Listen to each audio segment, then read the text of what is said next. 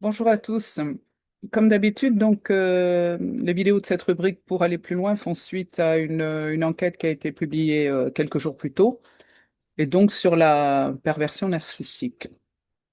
Et cette vidéo, elle n'a pas été franchement facile à réaliser parce qu'en fait, en faisant des recherches, on s'aperçoit que on a tous oui, et tous plus ou moins été confrontés une fois dans sa vie à pas forcément un pervers narcissique pleinement déployé, mais à des personnes qui présentaient des traits de perversion narcissique, ou ce que je vais appeler plus tard dans la vidéo des adeptes de la pensée perverse. Euh, et le plus souvent, c'est dans une relation à caractère sentimental, et même s'il ne s'agit pas de pervers narcissique plein pot, pleinement déployé, la relation n'en est pas moins souffrante.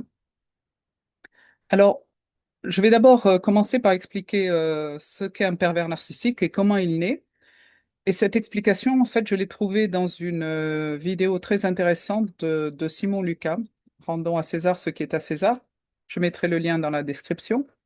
Et lui-même s'est basé sur les travaux de Paul-Claude Racamier, qui fut un psychiatre et psychanalyste, et qui le premier a un petit peu cerné ce qu'était la perversion narcissique. Il en a fait d'ailleurs un ouvrage. Je m'excuse si vous entendez les cloches des vaches, je suis à l'extérieur et j'espère que ma voix court. Voilà. Alors pour pas surcharger cette vidéo, je vais traiter davantage la dimension perverse que la dimension narcissique. Ça sera déjà bien assez long parce qu'en fait, il va s'avérer que connaître les caractéristiques, les traits d'un pervers narcissique, c'est la meilleure façon de s'en protéger parce que quand vous les connaissez, vous allez pouvoir les repérer. Et si vous comprenez pas comment fonctionne un pervers narcissique, euh, vous allez être beaucoup plus facilement manipulable, vous allez être très vite dans le doute. C'est-à-dire que, surtout dans le domaine sentimental, hein, et c'est celui sur lequel je vais insister aujourd'hui, parce que vous allez être tout le temps poussé à croire que c'est de votre faute, que c'est vous qui ne faites pas ce qu'il faut, que vous ne faites pas assez d'efforts, que vous n'êtes pas normal, que vous le délirez, etc. Et donc, pour moi, si vous lisez quelque part, s'il y a un psychiatre ou un psychanalyste qui va écrire noir sur blanc euh, ce que vous subissez, déjà, ça va vous enlever un gros doute sur votre santé mentale. Et si ça peut être utile, ben, tant mieux, quoi. Donc, comment se crée un pervers narcissique?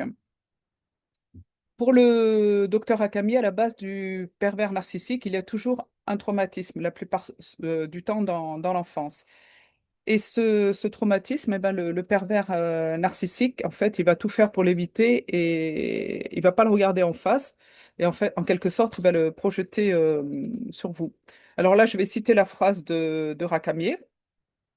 Pour Racamier, la pensée narcissique résulte, je cite, elle émane des dénis et des évictions de tout conflit intérieur. Elle fait faire au sujet des économies de travail psychique dont la note est à payer par autrui. C'est une très belle formule, ça, dont la note est à payer par autrui. Parce que le PN, enfin le pervers narcissique, il va jamais travailler sur lui-même. Et c'est l'autre, sa victime, qui va en faire les frais, quelque part. Alors, ce trauma dans l'enfance, ça peut être un abus, une négligence, un abandon, un lien affectif qui se rompt. Et l'information de ce traumatisme va être refoulée par le pervers narcissique. Mais refoulée, ça ne veut pas dire non existante. Et cette information que le pervers narcissique ne veut pas voir, comme elle est toujours là, ben, il va la fourguer comme une patate chaude à un autre. Et donc, il reporte sur l'autre son problème pour lui ne pas le voir, en quelque sorte.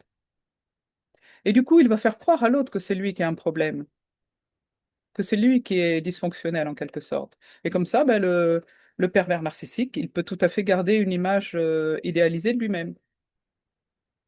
Et là, Simon Lucas, donc, qui a fait la vidéo, il a une analogie assez intéressante parce qu'il dit, c'est comme si le pervers narcissique et sa victime étaient tous les deux dans l'eau. Et bah, le pervers narcissique pour respirer, enfin pour se maintenir hors de l'eau, ben, il va appuyer sur la tête de l'autre en fait. Donc il a besoin de rabaisser l'autre, de couler pour respirer lui-même, donc pour exister. Et c'est une très belle analogie en fait. Et alors il a une phrase assez marquante, c'est que le pervers narcissique est en perpétuelle noyade et c'est l'autre qui va devenir sa bouée. Alors là, Simon Lucas fait encore une analogie beaucoup plus intéressante. Il compare le pervers narcissique à un vampire. Et effectivement, quand on y regarde de plus près, il y a beaucoup de points communs entre un pervers narcissique et un vampire. Le premier, en fait, c'est que comme le vampire, en fait, va sucer le sang des autres pour se nourrir et donc pour survivre, le pervers narcissique en vient à ne pouvoir survivre psychiquement qu'en se nourrissant des autres. Il vole l'énergie des autres. Donc, on peut vraiment dire que le pervers narcissique est un vampire énergétique. C'est le premier point commun, là, entre les deux. Il y en a un autre, c'est que un vampire, donc, toujours pour Simon Lucas, c'est un mort-vivant. Ça, c'est connu. Eh bien, le pervers narcissique aussi, parce qu'il y a un endroit où psychiquement il est mort. Parce que chez le pervers narcissique, il y a un refus absolu de changer, une incapacité à changer. Et donc, c'est quelqu'un qui ne peut pas évoluer, qui ne peut pas prendre conscience de soi-même. C'est quelqu'un qui est condamné à répéter un trauma indéfiniment, en fait, comme un disque rayé. Et donc, c'est statique. Ça ne bouge pas. C'est mort-vivant. Et Lucas, là, Simon Lucas, il insiste bien sur cet aspect mécanique. Parce que c'est comme si cette personne, donc le pervers narcissique, n'était pas vraiment aux commandes. Elle est prise au piège, en fait, d'un scénario traumatique qui se répète tout seul. Elle agit, dit-il, comme un pantin, et quand on remonte les ficelles de ce pantin, ben, on trouve un traumatisme non résolu. C'est comme si oui, le pervers narcissique est la marionnette de ce traumatisme, en fait, quelque part. Et là, on va en venir au point commun, pour moi, le plus intéressant entre un pervers narcissique et un vampire. Un vampire, et c'est à ça qu'on le reconnaît, ne produit pas de reflet dans un miroir. Alors, pour quelqu'un de normal, je reviens là à l'opposition pervers narcissique, personne normale, pour quelqu'un de normal, la façon dont je traite les autres va rejaillir sur moi, et donc de façon logique, explique encore Simon Lucas, je ne vais pas t'abaisser, puisque t'abaisser, ça veut dire aussi me rabaisser moi-même, et ça me fait mal à moi normalement, s'il y a une relation de miroir entre toi et moi, encore une fois. Donc quand je te vois, je me vois, et donc je te respecte parce que je me respecte. Et ça, c'est quelque chose que le pervers narcissique ne peut pas comprendre, ne peut même pas concevoir. C'est pour ça qu'on dit que quand il regarde un miroir, il n'y a pas de reflet. Il ne se reconnaît pas, enfin, il ne voit pas ses problèmes dans le miroir. Il n'a pas cette capacité de miroir. Et par la suite, comme il n'y a pas cet effet de miroir entre l'autre et lui, eh bien, il n'y a pas d'empathie et encore par la suite, pas de responsabilité. Ça, c'est assez important. Je continue un peu là, suivant le déroulé de la vidéo là, de Simon Lucas. Pour lui, quand on a rencontré un pervers narcissique dans sa vie, et je pense que tous ceux et celles qui se sentent concernés seront d'accord, d'une certaine façon, on a rencontré le mal. Parce que le mal, c'est justement cette incapacité totale à se voir dans l'autre. Absence du reflet dans le miroir toujours. Et c'est donc ce qui aboutit à un total manque d'empathie. Et donc, il peut absolument vous faire souffrir sans état d'âme, hein. Et là, je vais citer encore Simon Lucas, qui a une belle expression. Le pervers narcissique, c'est vraiment un toxicomane relationnel. Sa morphine, c'est ta douleur, c'est ton humiliation, c'est sa drogue, ça.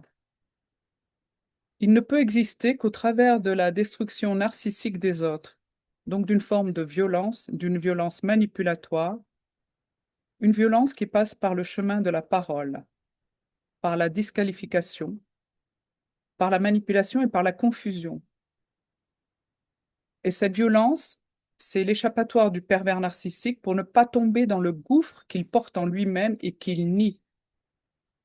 Il le nie si fort qu'il en coupe toute représentation.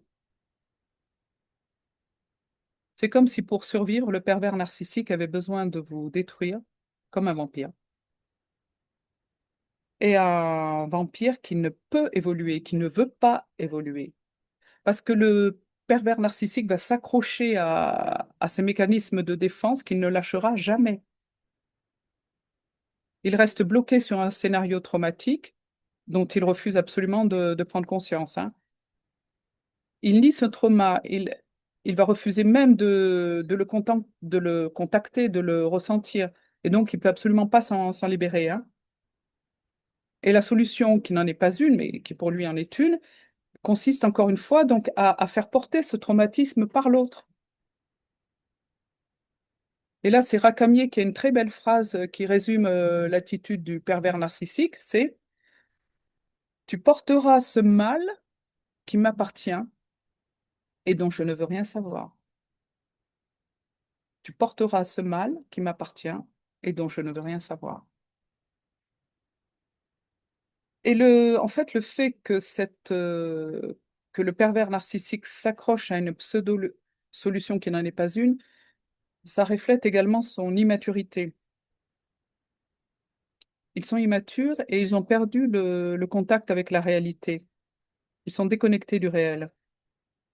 Et être dans le déni, quelque part, est une seconde nature pour eux. Il y a un déni de cette mémoire traumatique que le pervers narcissique va projeter sur l'autre. Et Rakami encore explique ainsi la stratégie donc du PN. Ce que je ne veux pas, ne peux pas regarder en moi, je te l'attribue, tu le porteras. Et histoire de bien mettre le problème à l'extérieur de moi, ben, je vais inverser les responsabilités. Ça aussi, c'est une caractéristique d'un PN. C'est-à-dire que c'est jamais, pour un PN, c'est jamais moi qui vais être responsable, ce sera toi, encore et toujours toi, toi. Lui, il ne sera jamais en tort. Donc voilà vraiment, si on veut, les très très grandes lignes de la dimension perverse d'un PN pleinement déployé dans toute sa splendeur. Mais à présent, en fait, comme je l'ai annoncé au début, je voudrais mettre en garde contre des formes beaucoup moins avancées de perversion narcissique. C'est-à-dire que, encore une fois, des personnes qui ne sont pas totalement des PN déployés, mais qui ne sont pas non plus forcément des prédateurs conscients, mais qui présentent un certain nombre de leurs traits et surtout qui présentent un mode de pensée perverse. Alors, ces personnes-là, je vais les appeler, par exemple, les pratiquants de la pensée perverse ou les adeptes de la pensée perverse. Et ils sont moins reconnaissables, mais avoir une relation sentimentale avec eux, vous souffrez tout autant, hein, quand même. Et en plus, ils sont beaucoup plus fréquents parce qu'ils sont, j'allais dire, comment dire? Oui, ils ont moins de traits caractéristiques, donc ils sont quand même plus diffus dans la population. Ils passent plus inaperçus. Mais ils en font quand même ils en font pas moins des ravages. Et si vous savez pas reconnaître donc ces nuances plus subtiles, vous allez en baver quelque part, c'est garanti. Alors pour expliquer un petit peu ces nuances et ces traits qui sont moins caricaturaux quelque part, je vais partir d'un cas d'une amie assez proche, bon, je vais l'appeler Sarah. On a vu que un PN ne se considère jamais en tort. Et parfois, en fait, ce côté je suis au-dessus de tout reproche peut très bien s'étendre à la famille. Alors, je reprends le cas de Sarah, de mon amie. Elle est dans une relation avec une personne complètement soumise à son fils et sa belle-fille qui sont très demandeurs en temps, très envahissants. en demande de babysitting, de bricolage de toutes sortes, à croire que le fils est manchot et que la belle-fille n'a pas d'autre famille pour faire garder ses enfants d'un premier lit. En résumé, les enfants de cette personne, avec qui est mon ami, forment un couple qui assez centré sur lui-même, en fait, et qui n'a pas vraiment conscience que les autres peuvent aussi avoir une vie, ou ont le droit aussi à une vie privée. Alors, ajouter à ça, la sœur de la personne, quand elle vient en week-end, il faut absolument que son frère vienne, parce que sinon, ça va pas, elle fait une syncope. Euh, la sœur en question envoie des textos tous les soirs pour demander si tout va bien. La personne elle-même envoie des textos bisous à son fils tous les soirs, fils qui quand même a 23 ans. Et bon, quand Sarah, donc mon amie, se plaint que bon, la famille est peut-être un petit peu envahissante et demandeuse en temps, euh, bah, donc qu'elle a l'impression que son amie se laisse bouffer par elle, au point de ne pas avoir ensemble un minimum syndical de relations, hein, même pas sous perfusion, parce qu'il n'y a pas assez de temps passé ensemble. Alors, quand elle se plaint de tout ça, eh ben, en fait, elle s'entend répondre que c'est elle qui n'est pas famille, en fait, que la famille, c'est pas son truc à elle, et que elle n'a qu'à, alors je cite là, elle n'a qu'à participer au clan et tout sera nickel. Ce sont les termes donc, de son amie. Bon, c'est quand même assez difficile de participer à un clan qui empêche votre relation d'exister, mais bon. Donc là encore, on a un beau report de la faute parce que c'est de la faute de mon ami et non du fils et de la belle-fille, bouffeurs de temps, qui bien sûr, eux, sont au-dessus de tout soupçon. D'ailleurs, le pervers, l'adepte de la pensée perverse, lui aussi, il est au-dessus de tout soupçon parce que quand mon ami lui a fait le reproche de négliger un peu leur relation, il a dit, oh ben non, non, non, non, je me sens zen, là, je trouve que j'ai rien à me reprocher. Voilà, bon. Euh, le plus paradoxal, c'est que quelque temps avant, quand même, le masque était tombé, puis il avait avoué, ah oui, là, quand même, j'ai merdé, ce sont ces termes encore. Bon. Donc, euh, il y a une confusion là, en fait, c'est pas très, très, très cohérent. Mais en fait, cette façon de souffler le chaud et le froid, c'est aussi typique d'un adepte de la pensée perverse quelque part, hein. Euh, Quand le masque tombe, en fait, et que par hasard, comme ça, cette personne a des accès de sincérité, bah, vous fondez, là, vous y croyez de nouveau, là, et bah, c'est reparti pour un tour. Alors accrochez-vous parce que vous allez ressouffrir, là, de nouveau aussi. Et c'est pas toujours conscient hein, de la part de cet adepte de la pensée perverse, hein. Ce qui le caractérise, en fait, c'est son incohérence. Et ça, c'est terrible, l'incohérence. Parce que il assure à mon ami que elle est la number one dans son cœur. Mais dans la vraie vie, mon ami ne peut que constater que leur relation passe après tout le reste, hein. C'est-à-dire après le babysitting, après les bricolages pour le fils manchot, les exigences du fils et de la belle-fille, donc, après les repas avec la famille, et après la maîtresse. J'ai oublié de dire que la personne en question a aussi une maîtresse. Et apparemment, donc son ami, ça, il passe d'un lit à l'autre comme ça, sans que ça lui pose suffisamment d'état d'âme pour cesser ce petit jeu. Donc là, on a encore une superbe dissonance entre les paroles et les actes, hein, on a l'impression d'ailleurs que le pervers se perd lui-même, hein, quelquefois. Et si vous croyez ce qu'il dit parce qu'il a l'air si sincère et puis bah, pour votre plus grand malheur, vous l'aimez, bah, vous allez souffrir le martyre hein, de ce contraste entre ses paroles et les faits. Et vous allez souffrir seul parce que le pervers narcissique ne se remet jamais en question. Il n'a jamais travaillé sur lui et il ne le souhaite surtout pas.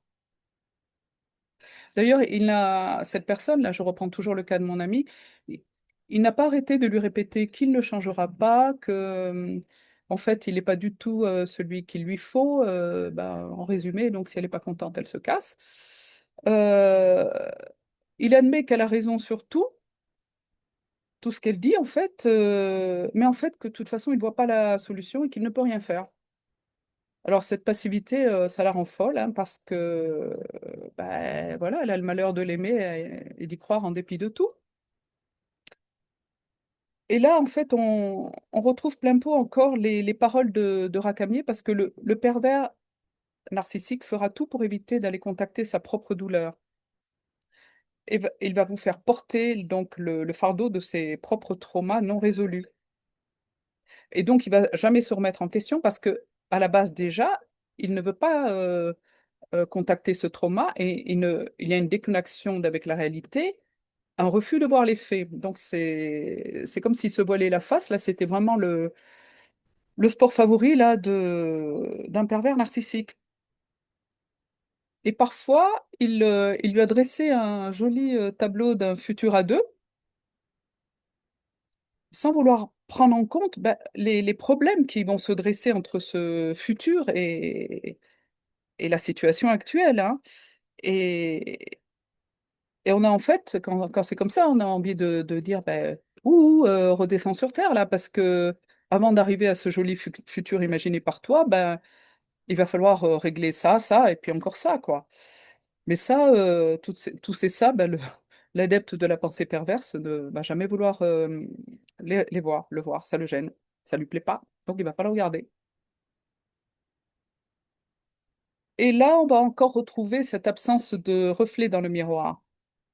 C'est-à-dire que vous allez tenter de retourner le miroir, donc face à l'adepte de la pensée perverse, en lui disant, tu vois, regarde, c'est toi. Bon courage là aussi, parce que non, ce reflet, il va pas vouloir le voir, hein, c'est pas possible. Puisque le déni est son mécanisme de défense favori. Et là, vous, en fait, vous transpirez à choisir les mots avec précaution pour lui expliquer ce qui va pas, lui expliquer en douceur les faits, surtout ne pas juger. Et bam, vous heurtez à un mur, quoi. C'est un dialogue de sourds, un dialogue de sourds, vraiment. En fait, il est obligé de nier les faits parce que les reconnaître signifierait la nécessité impérieuse d'une remise en question. Et ça, c'est absolument inconcevable pour cette personne. Parce que va-t-il trouver s'il soulève le couvercle de plomb qu'il a mis sur ses propres traumas? Ça lui fait bien trop peur. Parce que cette personne, en fait, sous des abords un petit peu crânants et sourds de lui, mais en fait, elle est morte de trouille d'aller ouvrir cette boîte de Pandore. Et pourtant, d'aller soulever ce couvercle, en fait, de plomb qu'il a placé sur ses propres traumatismes, ça serait le premier pas vers une vie beaucoup plus équilibrée. Mais le pratiquant de la pensée perverse n'aura jamais ce courage-là. Il est beaucoup plus facile de reporter la faute sur vous. Le déni, c'est tellement plus simple. Et vous, là, avec tout votre amour, parce que pour votre malheur, vous l'aimez, vous tentez de trouver une solution, vous y mettez les formes. Et vlan, on vous déverse en pleine gueule des containers de mauvaise foi. Ça, la mauvaise foi, ça fait mal, quoi. Et là, vous restez en fait sidéré et sans mots parce que tellement c'est gros, quoi. En fait, plus vous vous approchez d'un point sensible que l'adepte de la pensée perverse ne veut pas voir, plus il va retourner sa violence contre vous, et plus vous allez vous prendre un mur de mauvaise foi en pleine gueule, quoi. Mais de toute façon, et dans tous les cas de figure, en fait, si de votre côté, vous avez déjà réalisé un certain travail sur vous, du moins vous avez débuté ce travail qui certainement dure toute une vie, et vous êtes grosso modo, si vous voulez, capable de reconnaître vos émotions, de les exprimer, et qu'en face de vous, vous avez une personne qui met toutes ses émotions sous un couvercle de plomb et qui ne sait évidemment pas du tout les exprimer, et qui sort toute une toute une batterie de mécanismes de défense, hein, surtout pour ne pas envisager l'ombre d'un début de travail sur soi, ben là, vous allez souffrir, là, c'est garanti. Le déséquilibre est beaucoup trop grand.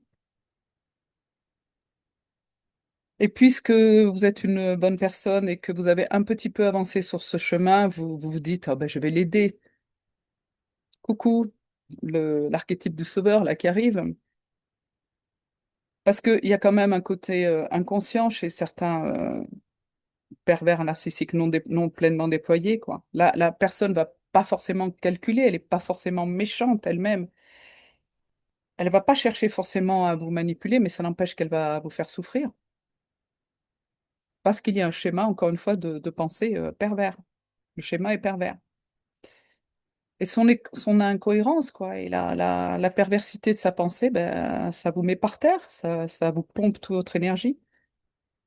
Ce dissonant donc entre parole et acte, qui va vous souffler le chaud et le froid, il ne sait même pas lui-même où il en est, ce qu'il veut. Et en fait, il semble balloté comme un fétu de paille au gré des circonstances. D'ailleurs, il se cache souvent derrière elle, derrière les circonstances.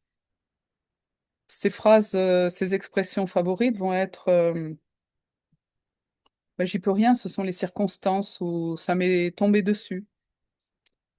En fait, on se demande s'il y a quelqu'un au gouvernail ou s'il il est constamment en pilotage automatique.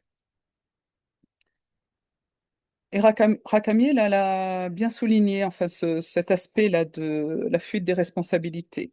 C'est une des caractéristiques du PN. C'est jamais sa faute, hein, c'est soit les circonstances, soit vous. Et quand parfois, d'aventure, il reconnaît ses responsabilités, mais ça va rien changer de toute façon parce que il vous dit que là, dans l'immédiat, il n'a pas la solution et qu'il ne peut rien faire. Bah là, si vous avez cru à un moment à un début d'évolution, bah, vous pouvez reprendre vos espoirs sous le bras parce qu'en fait, la situation, elle n'a pas bougé d'un iota. Avec un adepte de la pensée perverse, ben, vous tournez en rond. Vous passez d'espoir brièvement entrevu à cruelle désillusion, en perpétuel aller-retour, et ça vous laisse complètement exsangue, là, essoré sur les rotules.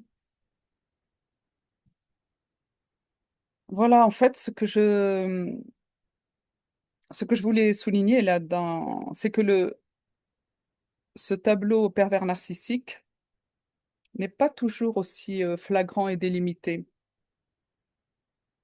Et je voulais aussi montrer là qu'il peut se retrouver à divers degrés, qui peuvent souvent passer inaperçus, mais qui n'en font pas moins souffrir, hein. Vous n'avez pas affaire à un pervers narcissique dans toute sa dimension. euh, Vous avez affaire à un simple adepte de la pensée perverse, et un adepte d'ailleurs qui s'ignore la plupart du temps, puisque l'effet miroir est absent justement.